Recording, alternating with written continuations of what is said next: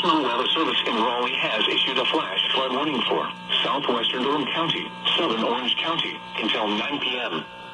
At 5:49 p.m., Doppler radar indicated thunderstorms producing heavy rain across the warned area. Between 1 and 2 inches of rain have fallen. Additional rainfall amounts of 1 to 2 inches are possible in the warned area. Flash flooding is ongoing or expected to begin shortly. Hazard, life-threatening flash flooding. Thunderstorms producing flash flooding. Source, radar. Impact, life-threatening flash flooding of creeks and streams, urban areas, highways, streets, and underpasses.